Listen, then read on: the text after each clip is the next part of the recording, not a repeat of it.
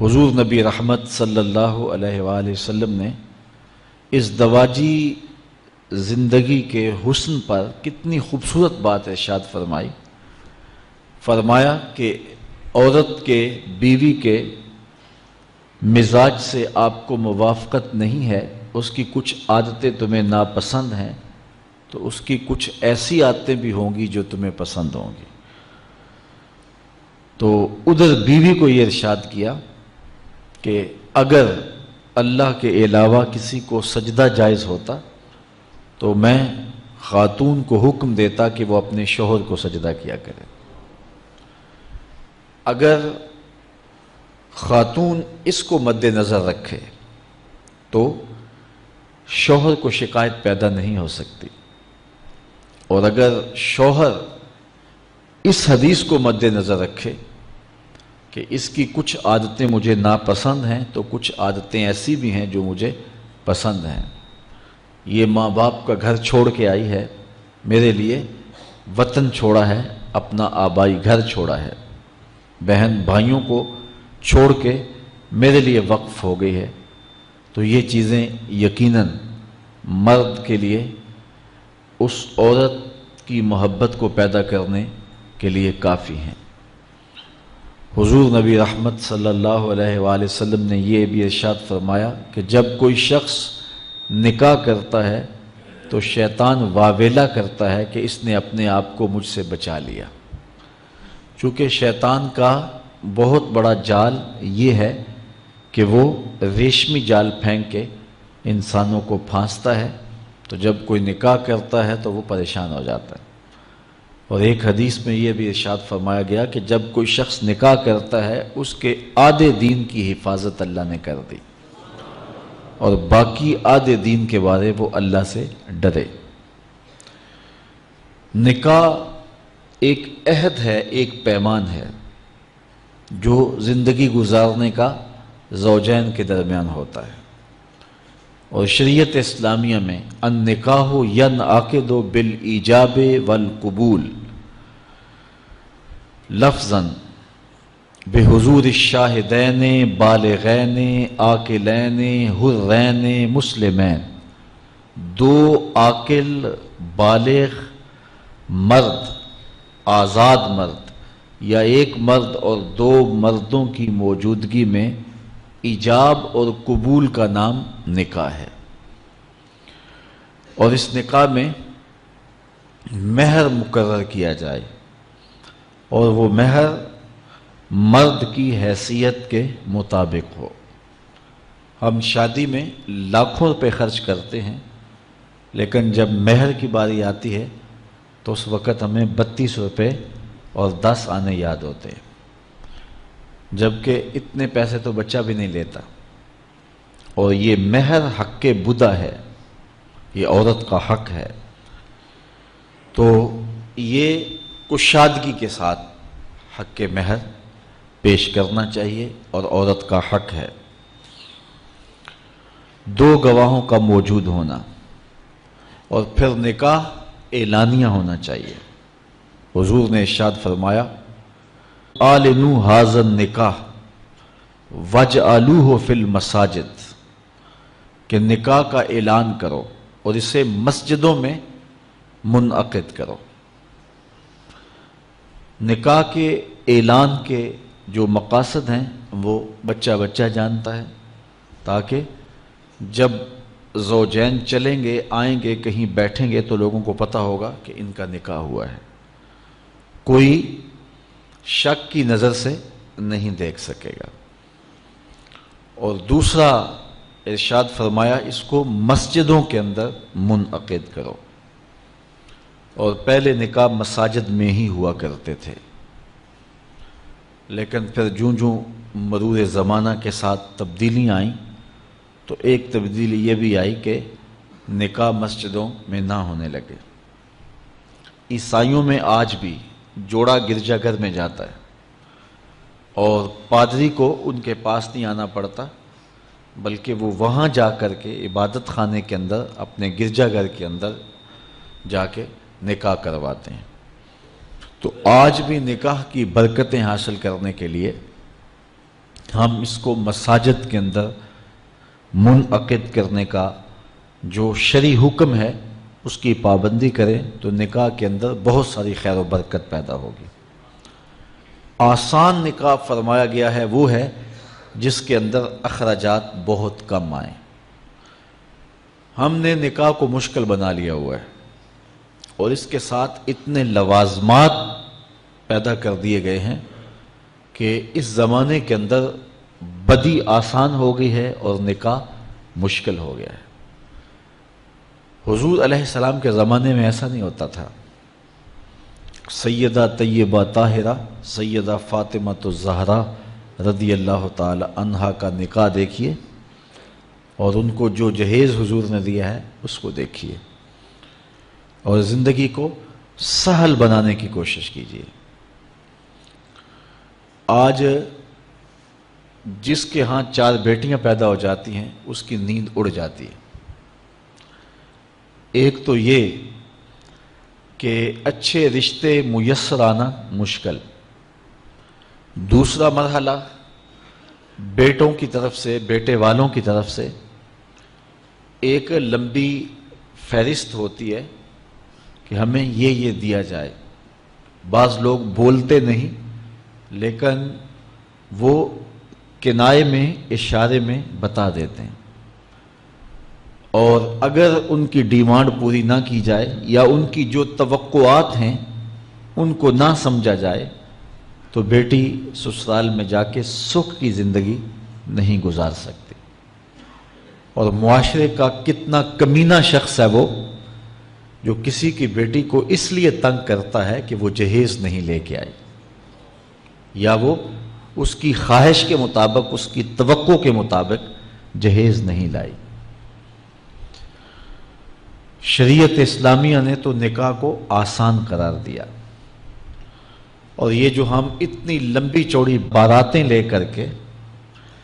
چلے جاتے ہیں بیٹی والوں کے گھر میں، تو اسلام میں تو اس کا ایسا کوئی تصور نہیں ہے۔ 500 600 لوگ بیٹی والوں کے ہاں چلے جاتے ہیں اور جس طرح کسی محاذ پہ جا رہے ہیں۔ نکاح فی المساجد کا رواج اگر ڈالا جائے تو ہماری زندگیاں سوکھی ہو جاتی۔ یہ جو مروج سلسلہ ہے اس سے غریب لوگ تو پریشان ہیں ہی، امیر لوگ بھی سکھ میں نہیں ہیں۔ آج 1 کروڑ روپیہ شادی پہ خرچ آ رہا ہے، اور جس کی 4 بیٹیاں ہیں وہ ساری زندگی اسی کام میں ہی لگا رہتا ہے۔ اور غریبوں کی زندگی تو اجیرن ہے۔ غریب کی بیٹیاں سگڑ ہیں، سمجھدار ہیں، سنجیدہ و متین ہیں، پڑھی لکھی ہیں، خوبصورت ہیں، لیکن ان کے رشتے قبول اس لیے نہیں کیے جا رہے کہ ان کے پاس دینے کے لیے کچھ نہیں ہے۔ اور اب ایک سلسلہ چلا جہیز فنڈ کا اور اجتماعی شادیوں کا، تو شاید کسی کے لیے اس میں تسکین ہو، لیکن میں تو ایک مرتبہ ایسی تقریب میں گیا ہوں تو دکھی ہو کے آیا ہوں۔ ہر شخص کا اپنا مزاج ہوتا ہے، مختلف تنظیمات، مختلف لوگ غریب بچیوں کی اجتماعی شادیاں کر رہے ہیں، تو میں ایک تقریب میں مجھے کھینچ کے کچھ لوگ لے گئے۔ میں نے کہا مجھے تجربہ تو نہیں ہے لیکن مجھے لگتا ہے کہ میرے لیے تکلیف کا سامان ہوگا، اور دوست جس مقصد کے لیے مجھے لے کے جا رہے ہیں تو ان کا مقصد بھی پورا نہیں ہوگا۔ ایسا ہی ہوا، ایک ہال میں 15 سے 20 بچیاں تھیں اور دوسری جانب 15 سے 20 بچے تھے، اور ان کے مہمان، ان کا ہجوم تھا، اور اسٹیج کے اوپر جو کرسیاں لگی تھیں ان پر مخیر حضرات بیٹھے ہوئے تھے جنہوں نے سرمایہ لگایا اور جہیز فنڈ دیے، اور تنظیم کے لوگ آ کے اپنی کارکردگی بیان کر رہے تھے۔ تو آخر میں انہوں نے مجھے کہا کہ ہم آپ سے کچھ سننا چاہتے ہیں، تو میں نے بیٹھے بیٹھے کہا کہ میں دعا کر دیتا ہوں، لیکن ان کا اصرار بڑھا، تو میں نے مائک پہ آ کے کہا کہ انسان کی زندگی میں 3 موقع ہوتے ہیں جس دن وہ مہمان خصوصی ہوتا ہے اور سب لوگوں کی نظر اسی کے چہرے پہ ہوتی ہے۔ ایک جب وہ پیدا ہوتا ہے تو کالا کلوٹا بھی ہو تو ساری بستی اس کا منہ دیکھنے آتی ہے اور اسے بہنیں چاند کہہ کے پکارتی ہیں، چاہے اس کا رنگ گہرا سیاہ کیوں نہ ہو۔ دوسرا موقع انسان پر اس وقت آتا ہے جب وہ دولہا بنتا ہے، تو سارے لوگ اسی کو دیکھتے ہیں اور وہ نگاہوں کا مرکز ہوتا ہے اور چیف گیسٹ وہی ہوتا ہے۔ اور تیسرا وقت اس کے اوپر تب آتا ہے جب وہ چٹا لٹھے کا لباس پہنتا ہے تو سارا شہر اس کا منہ دیکھنے آتا ہے۔ تو میں نے کہا ان غریب لوگوں سے آج تم نے یہ حق بھی چھین لیا۔ آج مخیر حضرات کو اوپر بٹھایا اور ان کو نیچے بٹھایا ہوا ہے اس لیے کہ یہ غریب ہیں، اور کسی کے چہرے کے اوپر میں نے کہا خوشی کے آثار نہیں نظر آ رہے، اداسیاں ہیں، اور اتنے لوگوں کو ان کی غربت کا گواہ بنا رہے۔ ایک دم سکوت طاری ہو گیا حال پر، چونکہ مجھ سے وہ کچھ ایسی باتیں سننا چاہ رہے تھے جس سے ان کو داد ملتی۔ میں نے کہا تمہارے جذبے اپنی جگہ پہ، لیکن کاش کے رات کے اندھیرے میں ان بیٹیوں کے ماں باپ کو تم نے کچھ پیش کیا ہوتا اور یہ اپنے گھر سے رخصت ہوتی تو عرش والا رب بڑا راضی ہوتا۔ لیکن برا کرے نمائش کا کہ ہم نے ان بیٹیوں کا تماشا لگا دیا۔ میں ایک شہر میں گیا تو وہاں آج کل وہ پہلے تھا نا عمرے کے ٹکٹ محفل نعت میں، تو آہستہ آہستہ مجمع سمٹ گیا، تو اب ایک نیا سلسلہ شروع ہوا ہے کہ جہیز کی پرچیاں نکالی جائیں گی۔ تو اسی سال آپ کے قرب میں ایک جگہ 10 کے 15 جہیز فنڈ تھے، تو مجھے خطاب کرنے کے لیے انہوں نے کہا، تو بڑے شوق سے منتظم محفل نے بتایا کہ 15 بچیوں کا جہیز بھی نکالا جائے گا اور اس پردے کے پیچھے ہزاروں بچیاں بیٹھی ہوئی ہیں۔ تو میں نے اپنی گفتگو میں کہا کہ یہ ظلم نہ کرو، یہ زیادتی نہ کرو، تمہارے پاس 100 لوگوں کا کھانا ہے تو 500 لوگوں کو نہ بلاؤ کہ تم قرعہ اندازی کر کے 100 آدمیوں کو کھانا دے دو اور 400 آدمیوں کو کہو کہ تمہارا نام نہیں نکلا۔ تمہارے پاس 100 کا کھانا ہے تو 100 کو ہی پردے سے بلاؤ اور ان کو کھانا کھلا دو۔ میں نے کہا 10,000 بیٹیاں اس پردے کے پیچھے بیٹھی ہیں آپ کے بقول، اور آپ ان میں سے چند کو قرعہ اندازی کے ذریعے جہیز فنڈ دے رہے ہیں۔ ہر پرچی پہ 10,000 بیٹی کا دل دھڑکے گا کہ شاید میرے مقدر جاگ پڑے اور غموں کی سیاہ رات ختم ہو گئی، لیکن جب آخری پرچی کے بعد اعلان کیا جائے گا کہ قرعہ اندازی مکمل ہو گئی، تو کتنی بیٹیاں گھروں میں جب واپس جا رہی ہوں گی تو تم نہیں جانتے ان کے قدم کتنے بوجھل ہوں گے، اور رسول اللہ کا میلاد ہو اور بیٹیاں آنسو بہاتی ہوئی جائیں۔ تو میں نے کہا تم خوشیاں خریدنے لگے تھے، غم خرید لیے تم نے، خوشیاں بانٹنے لگے تھے، غم بانٹ لیے تم نے۔ تو یہ زیادتی نہ کرو، یہ جو رواج پڑ رہا ہے یہ اپنی نمائش کے لیے، خدا را آگے تم نے عمرے کے ٹکٹ بانٹے، بہت کچھ کیا لوگوں کو اکٹھا کرنے کے لیے، اور کیا کیا رنگ اپنائے گئے۔ میں نے کہا وہ اچھا تھا، چلو مجھے اس پر بھی بات ہے، لیکن چلو میں نہیں کرتا، لیکن یہ ظلم نہ کیا جائے کہ محافلات میں مجمع اکٹھا کرنے کے لیے جو ہے وہ غریبوں کی بچیاں بلا کر کے تو 10 کو آپ دے کے باقیوں کو کہیں کہ معذرت ہمارے پاس اتنا ہی تھا۔ تو آپ کے پاس 100 کا کھانا ہے، 100 کا پانی ہے، تو 500 پیاسوں کو نہ بلائیں، 500 بھوکوں کو نہ بلائیں، 100 کو ہی بلا کر کے پردے سے جو ہے وہ ان کی مدد کریں۔ تو میں یہ کہتا ہوں کہ ہم جہیز فنڈ دینے کی بجائے، یہ جب تک یہ حالات ختم نہیں ہوتے، ہمیں خفیہ طور پہ یہ بھی کرنا چاہیے، لیکن ساری قوم ادھر لگ گئی ہے، تو اس کی بجائے ہمارے علماء کو، ذمہ دار کو، یہ مختلف چینلز کے اوپر یہ جو ٹاکنگ ہوتی ہے اس پہ گفتگو ہونی چاہیے کہ اس رسم کو ختم کیا جائے اور معاشرے کی تربیت کی جائے کہ بیٹیوں کا رشتہ اس لیے قبول کیا جائے کہ وہ دیندار ہیں وہ پردے دار ہیں، وہ سگڑ ہیں، وہ پڑھی لکھی ہیں اور ان کے اخلاق اچھے ہیں، یہ معیار بنایا جائے، دولت کو معیار نہ بنایا جائے۔ اس طرح معاشرے پس جائیں گے اور معاشرے کے پلے کچھ بھی نہیں بچے گا۔ اور آج اندازہ نہیں ہے ہم کو کہ جس کی بیٹیاں گھر کی دہلیز پہ جوان ہیں، اس کی زندگی کتنی کٹھن گزر رہی ہے۔ کوٹھے تے چڑھ ویخ فریدا تے کر کر بلدی اگ، میں جاتا دل دکھی میرا پر دکھی سارا جگ۔ تو پورا معاشرہ اس وقت اس اذیت سے، اس کڑن سے گزر رہا ہے کہ بیٹیاں جوان ہیں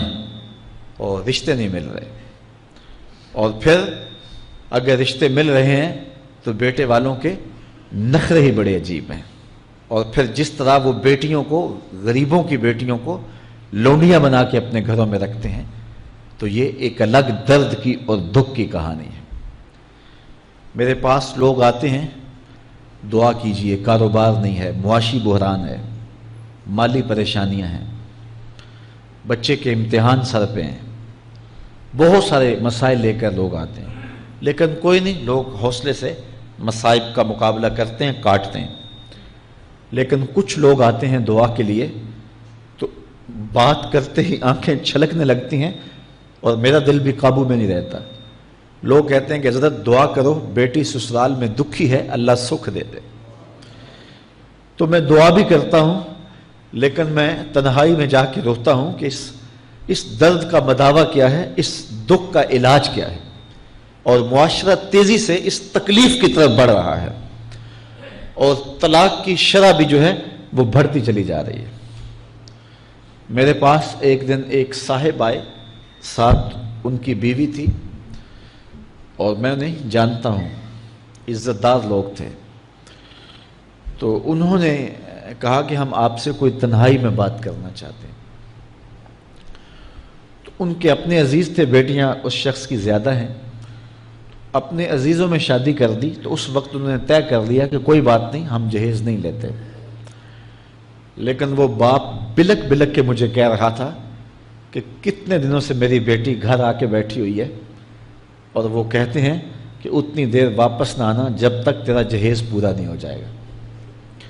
میں کہتا ہوں کتنا صفاق معاشرہ ہو گیا ہے اور کتنے کٹھن حالات ہو گئے ہیں۔ تو جب معاشرہ اس کیفیت میں چلے جائے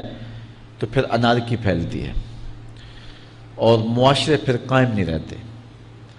تو کتنی